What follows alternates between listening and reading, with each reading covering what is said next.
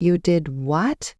Fleet Commander Gorlak's tentacles twisted in pure exasperation, slamming down on the command deck's nearest console, accidentally shorting it out in a puff of sparks. Across from him, a wide-eyed subordinate squirmed on his translucent suction pads. We may have accidentally kidnapped a human female, the junior officer squeaked. For ransom.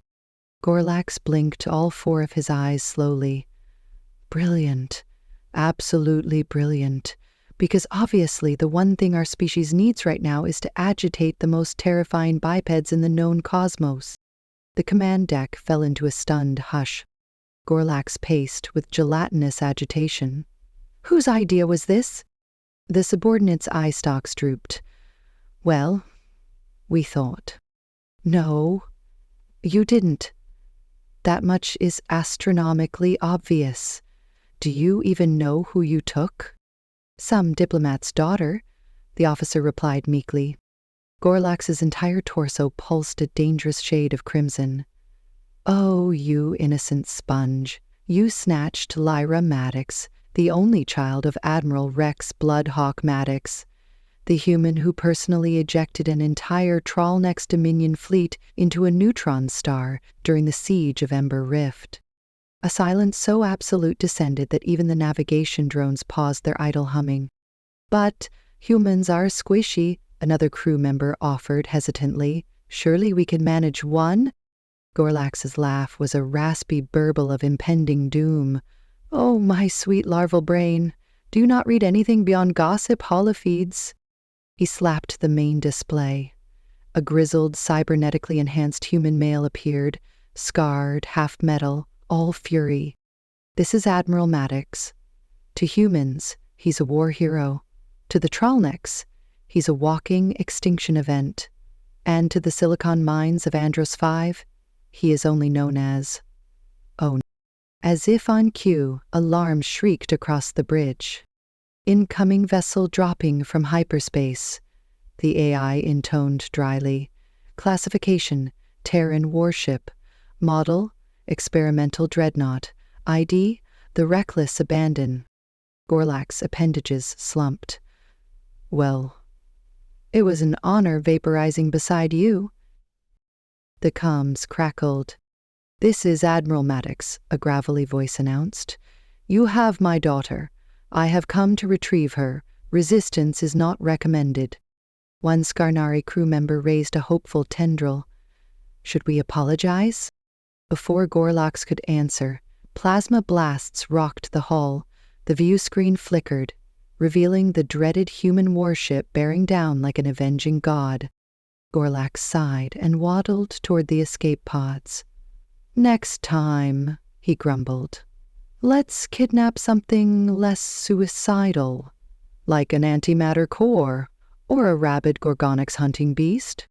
The last thing he saw before the ship's destruction was a calm, middle-aged human woman sipping tea in her father's cockpit, waving politely. Aboard the reckless abandon, the atmosphere was oddly serene, considering the ship had just obliterated a Skarnari dreadnought. In the command chair sat Admiral Rex Bloodhawk Maddox, his cybernetic eye softly whirring as it calibrated through the dissipating energy trails of the destroyed vessel. Clean vaporization, the ship's AI-KR Kinetic Action Response Emulator Network chirped cheerfully. No survivors, no debris, and no diplomatic immunity left to hide behind. Maddox sipped from a well-worn metal flask. Remind me to send a strongly worded message to their leadership and a fruit basket to anyone still breathing. In the seat beside him, Lyra Maddox kicked her boots up on the console, calmly scrolling through a holopad of xenobiology notes. So, she began, not looking up, am I grounded again, or are we past that part? You're 25, Lyra, the Admiral said, voice gravelly and weary. Technically, I can't ground you anymore, but if I could, this would be a triple lifetime sentence. Lyra grinned. Come on, Dad, you have to admit their faces when they realized who I was? Hilarious. He pinched the bridge of his nose, a universal sign of parental suffering. That's not the point. Do you know how many forms I have to file now? 3 different galactic agencies just flagged me for unauthorized disintegration of sovereign vessels. Again. She shrugged. Next time I'll just take down the kidnappers myself and wait for pickup. Ecstatic, Maddox deadpanned. That's what every father wants to hear. Their banter was interrupted by a soft chime. The ship's display shifted, revealing a live feed from the reckless abandon cruise through hyperspace, slicing across the cosmos like a caffeine-fueled predator on a mission. Lyra Maddox, barefoot and clad in a loose training uniform, was mid-sparring match with the ship's tactical drone in the gym bay. Every move was calculated, graceful, lethal, and punctuated by the occasional insult hurled at the AI for boosting the drone's aggression settings. Really, Kay? Lyra grunted, ducking a sweeping kick. This thing just tried to decapitate me with a plasma baton. The ship's AI responded with smug glee. Just enhancing your reflexes? Or would you prefer I switch to kill mode, gentle massage edition? Meanwhile, Admiral Maddox sat in the adjoining observation chamber, sipping his second cup of jet-black coffee. Across the table from him sat Prism, their newly acquired crystallary intern, technically an exchange program participant, practically a glittering stress hazard. Prism pulsed a vibrant pink. Admiral, I believe I am beginning to understand your species' obsession with violence. It's invigorating. Maddox took a long sip. That's not violence, kid. That's cardio. From the gym, Lyra yelped, flipped the drone with a sweep, and promptly crash-landed on a padded mat. Ow, that one's going on your tab, Karen. Locked and ignored, came the AI's chipper reply. Prism leaned closer to the glass. She is quite adept. That's my girl, Maddox muttered, trying, and failing, not to sound proud. The briefing alarm chimed. Bridge in 10, Karen announced. Incoming transmission from the Celestial Concord. Priority, bureaucratic emergency. Language, excessive formalese.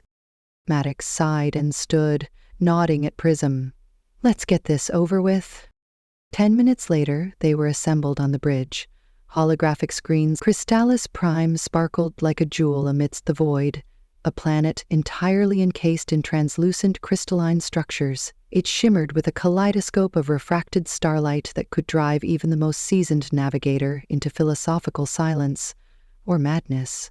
It was the diplomatic heart of the Celestial Concord, the last place in the galaxy you'd expect humanity to be invited voluntarily. The reckless abandon descended toward the glittering metropolis of Virilux, cutting through the planetary shielding with a grace that belied its reputation for collateral damage. Inside the cockpit, Lyra Maddox adjusted the straps on her ceremonial jacket, rolling her eyes at the glittering trims. Why do all interstellar governments assume humans love rhinestones? Prism, pulsing a dignified shade of aquamarine, replied, It signifies honor among the Crystalli. You're wearing the highest diplomatic trim. I look like a disco ball had an identity crisis, Lyra muttered. Fashionable, Karen added, her voice oozing with sarcasm. Very sparkly authoritarian chic.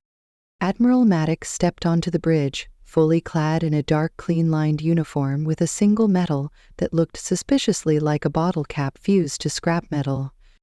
I made my own medal? He grunted. Dad, that's a cap from your emergency whiskey flask. Exactly. It saved lives. The ship touched down gently on an elevated landing platform of iridescent crystal. As the hatch opened, a welcoming committee approached, composed of various dignitaries, each more elaborately adorned than the last.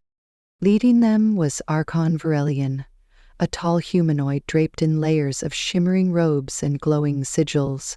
He raised both arms in what might have been a gesture of peace or jazz hands. Honored humans and esteemed Crystallari, he intoned, welcome to the summit of stabilization. May your presence bring harmony, or at least keep the explosions outside city limits. Maddox nodded, hands behind his back. Appreciate the warm welcome, We brought snacks and an open mind, and maybe a flamethrower, just in case." Lyra coughed. "He's joking, mostly." The delegation escorted them through towering crystal archways into the grand deliberation chamber, a room so vast it had its own weather. What started as a tense diplomatic summit rapidly unraveled into what historians would one day refer to as the Great Intergalactic Cookout Incident.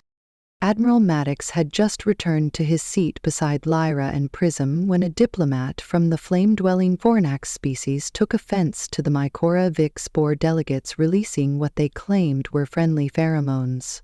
A sonic boom of telepathic static rang through the chamber as offended spores reacted with their version of a sneeze, a high-pitched psychic screech. Lyra clutched her head. Is this what migraines sound like in 3 dimensions? Prism vibrated defensively. That was a warning spore. We should consider ducking. Maddox sighed. Karen, evac protocol? The AI responded cheerfully, already triggering emergency snack protocols and issuing apologies in 7 languages, also printing fresh "I survived a galactic summit" shirts. The chamber had erupted into chaos. The Gelati representative accidentally ignited their translator drone, which collided with a decorative crystal pillar, sending shards raining down like glittery doom. The Vaughn delegation began chanting aggressively, which their species considered a calming ritual, but everyone else interpreted as a prelude to warfare. Through the madness, Maddox stood calmly. "All right," he growled, "we need to break the tension before this turns into an accidental extinction event." Lyra blinked. "How do you propose we do that?" "Barbecue," he replied simply. "What?" "Emergency barbecue protocol, remember? Back on Tau Ceti? Works every time."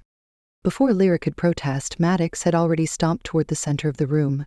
He clapped his hands once. The sound echoed across the chamber. "Attention, delegates. Let's put down the telepathic spores and step away from the fire breath. We're declaring a temporary recess.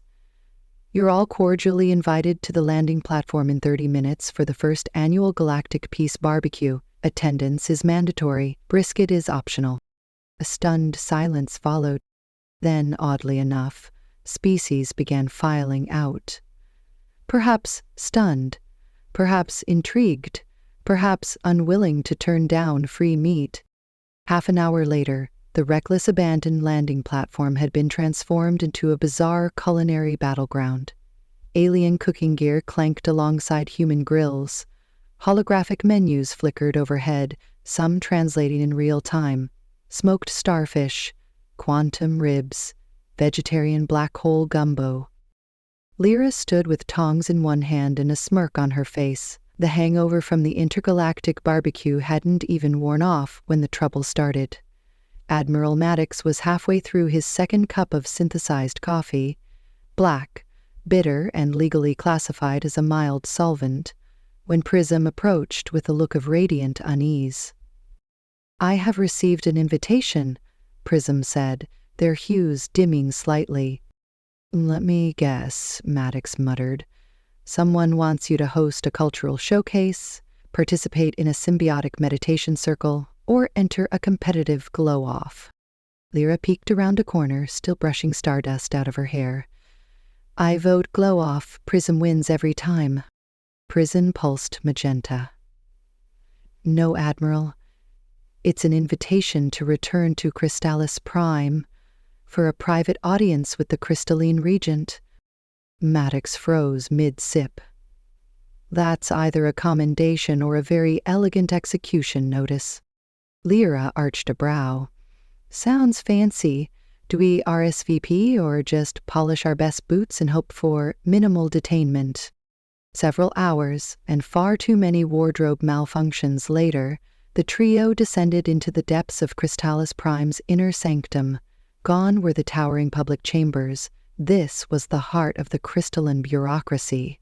Shimmering halls whispered with centuries-old decisions and decor that screamed, "We take our ceremonial quartz seriously." They were met by Regent Solinera herself, a being of immense radiance and refractive complexity. Her voice rang like wind chimes in a hurricane. "Welcome, child of crystal," she addressed Prism, her glowing arms extended. Prism bowed, subtly twitching with anxiety. "Regent, I am honored to return. These are my companions, Admiral Maddox and Lyra." Maddox gave a curt nod. "We brought snacks." "And minimal hostility," Lyra added. Regent Solanara shimmered with amusement. "Good. We'll need both. Prism, we summoned you because we've intercepted transmissions, rogue factions among our kind, fractures, literally and figuratively. There are those who see your alliance with humans as heresy." Prism's light dimmed. "I feared as much." "We need you to return home," the Regent said, "to speak before the Convocation of Clarity and defend your actions." Chrystellus Prime, despite its crystalline beauty and harmonic culture, had one glaring flaw: corridors that echoed badly. As Admiral Maddox crept through one of these glittering passageways, shadowed only by the odd mood lighting and Prism's muted glow, he discovered that the acoustics were perfect for catching whispers never meant to be heard. "The human alliance weakens our purity. Prism has become tainted," came a voice, brittle and sharp like glass under pressure. Maddox halted. Lyra, who had been following with the subtlety of a bass drum, raised an eyebrow. "Eavesdropping now, are we?" Maddox gestured for silence. "The Regent's support is naive. If we fracture the harmony conduit, we can force a recalibration. No more foreign influences." Prism's glow faded to near back. "They're going to sabotage the planetary harmony network. That would destabilize the entire biosphere." "Which means," Maddox muttered grimly, "we've just stumbled onto a revolution in progress." They regrouped in one of Chrystellus Prime's many alcoves, each one designed for silent reflection, meditation, and now, emergency counter-espionage. Lyra activated a mini holomap. "We've got 5 hours until the Convocation's formal declaration. If the Harmony conduit gets sabotaged before then, boom. No more planetary equilibrium. No more summit." Maddox ran a hand over his jaw. "We'll have to go off-grid. If we alert the Regent too soon, whoever's behind this might accelerate the attack." Prism pulsed anxiously. "We'll need to access the conduit core. It's beneath the lattice spire." Lyra grimaced. "Of course it is. Deep inside a cultural relic, surrounded by security drones and ceremonial traps." "Sounds like a Thursday," Maddox said, cracking his knuckles. Their journey the morning after the attempted sabotage dawned with Chrystellus Prime skies humming in crystalline harmony, literally. The planetary biosphere responded to emotional equilibrium, and today, the air itself seemed to sing with cautious hope. In the aftermath of the Whisper plot, the Convocation reconvened, this time under unprecedented terms. Every seat in the Grand Hall was filled, and not just by Crystalli delegates. Representatives from dozens of species arrived to witness what many believed to be a turning point in galactic diplomacy. Admiral Maddox shifted uncomfortably in his ceremonial tunic. "Feels like we're about to be voted off the galactic island." Lyra straightened his collar with military precision. "Relax. They probably won't execute us. Publicly." Prism stood nearby, resplendent in a robe of living photonic threads. "Today isn't about punishment, it's about possibility." As the assembly hushed, Regent Solanera rose. Her form refracted the morning light into 1,000 beams. "Yesterday, we witnessed not a breakdown, but a breakthrough. An act of courage that transcended protocol." She turned to Prism. "Child of Crystal, will you speak your truth?" Prism floated forward to the center dais. "I was born of order," they began, raised to believe harmony meant silence. "But I've learned that true harmony includes dissonance. It challenged." The Zelenthar situation was, by all metrics, ridiculous. Upon arrival, the "don't tell me the odds" touched down beside a floating crystalline embassy surrounded by pulsing neon marshes. Holographic warning signs blared, Caution, time loop zone, no refunds. I already hate it here, Maddox muttered, stepping off the ramp and into humid air that smelled like burned cinnamon and regret. Lyra scanned the environment with a tactical visor. Temporal anomalies localized. Loop radius is about a quarter kilometer. Inside, time resets every 6 minutes, and apparently so does the music. Karen's disembodied voice added with glee. I've isolated 43 karaoke tracks looping within the radius, all pop ballads. Late 21st century Earth, Terran torture, basically. I can't believe this is our job now, Maddox grumbled. They reached the center of the anomaly to find a scene of controlled madness. Zelenth Ambassador Tovik, a translucent amphibian in a velvet jumpsuit, locked in an eternal duet with Earth envoy Camilla Vega. Each 6-minute loop ended with them collapsing mid-chorus of Total Eclipse of the Heart before snapping back to the intro. Vega spotted them between choruses. Don't come in here, it's a trap. Maddox squinted. She looks surprisingly into it. It's the neural loop resonance, Prism explained. Repeated exposure overrides resistance. Eventually, the brain syncs with the rhythm. She's caught. The pleasure barge Luna Delirium was a gleaming monstrosity that orbited a sentient moon named Cyril, who wrote sonnets in gravitational wave patterns. It was, as Karen succinctly put it, where galactic policy goes to get tipsy and make poor decisions. Admiral Maddox stepped onto the platform in his dress uniform, which somehow managed to be both overly ceremonial and just a little glittery. I feel like a disco ball. Lyra adjusted his metal sash. You look very diplomatic. Diplomatic is not a compliment. Prism shimmered with excitement. I've never been to a poetry ball. Do we engage in lyrical combat, or is it more of a free verse melee? Karen added with synthetic glee. Reminder, no kinetic action unless provoked by Limitic. Inside the Luna Delirium, it was exactly as chaotic as expected. Zero-gravity dance spheres floated alongside buffet drones. A silicone-based quartet played interpretive jazz. Delegates from across the galaxy mingled in absurd fashion. A 9-aimed gastronome in a feather boa discussing dessert diplomacy with a sentient vat of wine jelly. Are we supposed to negotiate here? Maddox asked, watching a diplomat perform interpretive mime in the middle of a treaty discussion. Lyra pointed to a raised dais. That's our target. Councillor Vyrick of the Polari cluster. He holds the deciding